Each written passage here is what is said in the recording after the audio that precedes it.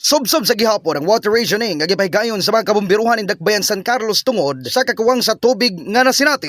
Halos laya na ang mga sagbot sa pipinakadabit ng Dakbayan San Carlos gumikan sa pagnihit sa tubig tungod sa El Nino nga nasinati karon. Rason nga pipila ka mga dapit sa Dakbayan San Carlos kinahanglan ng suplayan og tubig. Sigaw ni Bureau of Fire Protection San Carlos Chief Operations Officer F.O. Tunil Bantilio, nakaschedule na ang mga dapit nga kinahanglan suplayan og tubig, ilabi na ang mga medyo taklaron nga mga lugar. Bureau of Fire Protection San Carlos City garasyoning na yun sa mga areas na wala kayo supply sa tubig. For example, Barangay Rizal, sa babawaan ng mga San Gabriel, Pagdulong, Santo Rosario, ginawater rationing na nato.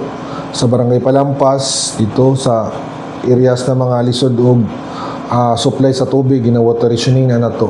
At the same time, daghan tag mga request na water rationing or flushing or unsa pa na dira ginakiter ginanamo sir tungod sa importante gid no na mutabang tas katawan in times na karon. Grabe ang experience nato sa El Nino.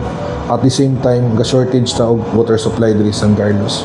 Sa maong kainit sa panahon, adunay mga dapit nga halos disyerto na kun lang taon og lakip sa mga makaluluoy nga napektuhan. Mao mga binuhing kahayupan nga sagbot ang pagkaon. Inoon, nagahina og pundong 6 million pesos ang Departamento sa Agrikultura alang sa pagpahigayon og cloud seeding sa tibuok isla sa Negros. In the heart of changing lives, kini si Brigada Bong Iskoro sa 89.3 Brigada News FM San Carlos, the Music and News Authority.